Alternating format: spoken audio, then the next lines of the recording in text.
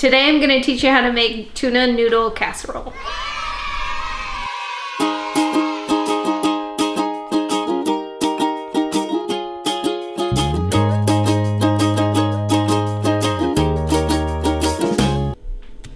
Right now, just chopping the onion, half an onion, and I'm warming up the pan. There's a lot of things going on right now. Preheat the oven to 375. I sprayed a baking dish with oil.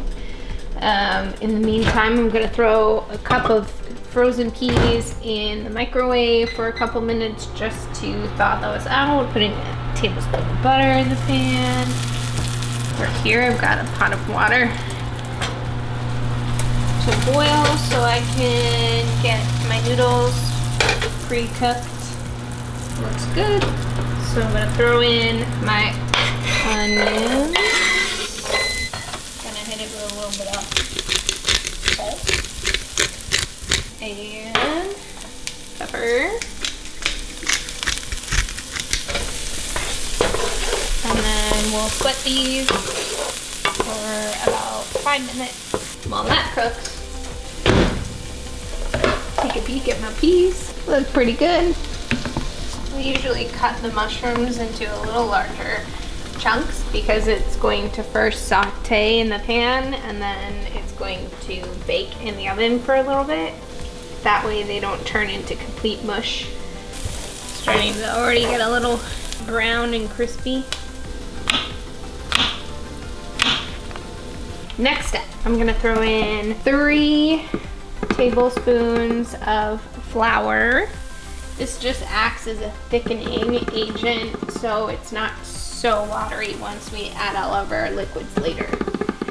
And since flour is raw, you want to cook the raw taste out of the flour for about a minute so the flour will act as an absorbent for all of the butter that we had originally placed at the bottom of the pan to saute the onions in. And there's obviously slightly more flour than there is butter because there's chunks of flour still in there after we've incorporated it all. But that's okay, because when we come in here with our liquids next, the flour will be our thickening agent. It'll help get the sauce to the right consistency. Looks like our water is boiling over here. I'm gonna take my no yolk egg noodles.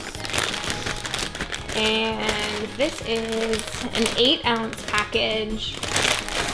I'm gonna pour in 3/4 of a package. And these on the back call for 10 to 12 minutes, but we're gonna undercook them slightly because they're gonna go in the oven to cook for the remainder of the time. So I'm gonna set a timer for, let's say 8 minutes. While those are boiling, we're going to start incorporating some of our liquids. So I have 1 3/4 cup of stock here. You can use chicken stock, you can use vegetable stock.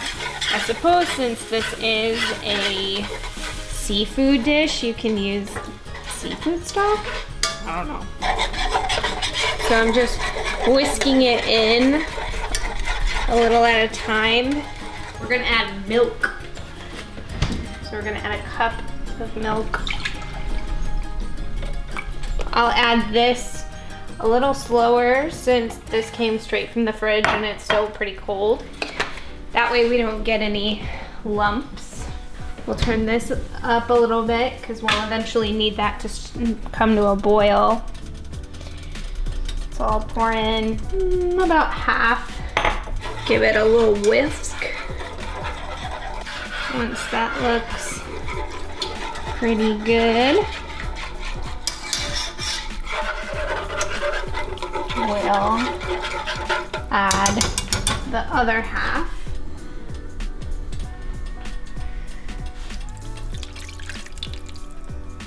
And just keep whisking to make sure there aren't any leftover lumps of flour still in there. What we're gonna do is let this come to a little bit of a bubble or a boil.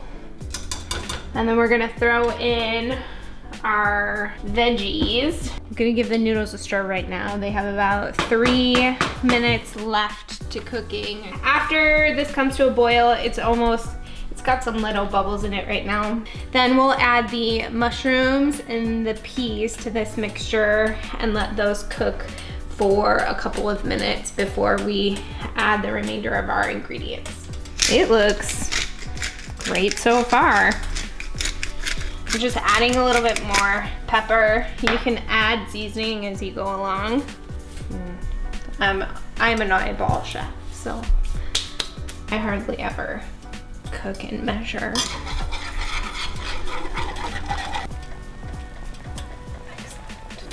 All right, now that this is at a boil, I'm gonna turn it down just a little bit and then add my peas that we thawed earlier and my mushrooms. We'll mix everything together so it's coated in liquid. And this will go for 7 minutes or so until the vegetables, specifically the mushrooms, cook a little bit more so they're not as hard. The noodles are done, the timer went off, so I'm just gonna bring it over here to the colander and drain the water. While we let the vegetables sit there and stew a bit, I'm going to drain my 2 cans of tuna. My cat's going to think I have something for him. You just wait.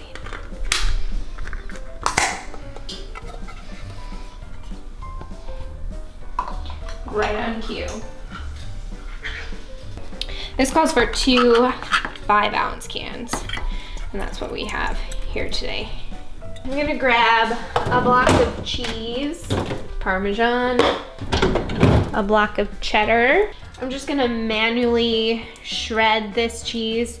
I'm just gonna take the bigger chunk up at the top and then, I don't know, make a pile, maybe about a cup or so. I'm sure there's an easier way of doing this, but you know, it's the route that I take in life. No easy way, no shortcuts.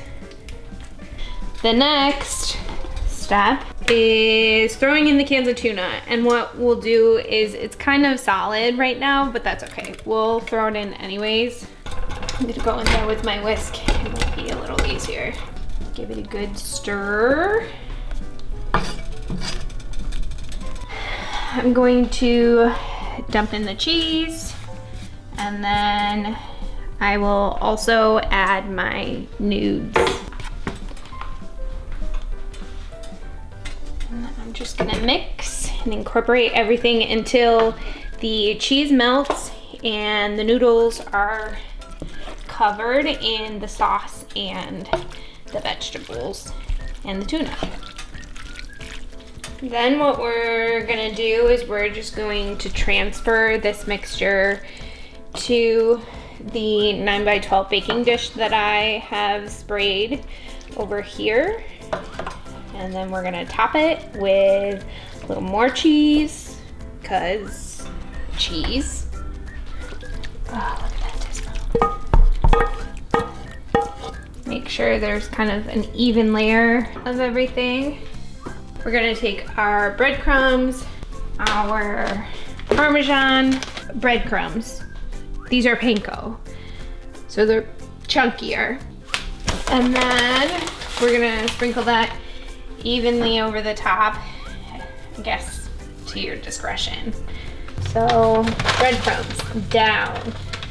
Next we have our Parmesan. This is already pre-shredded, or not shredded, pre-grated. That's the word I was looking for.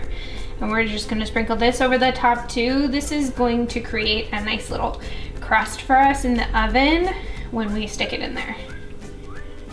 And then we're gonna stick it in the oven 25 minutes. It'll go in the oven to cook. We'll set the timer. We'll see you in 25 minutes. We're going in. It's done. Been baking for 25 minutes. I put the broiler on low for maybe a minute or two just to get the top a little extra crispy. And here it is. Ta-da! And that's how you make tuna noodle casserole.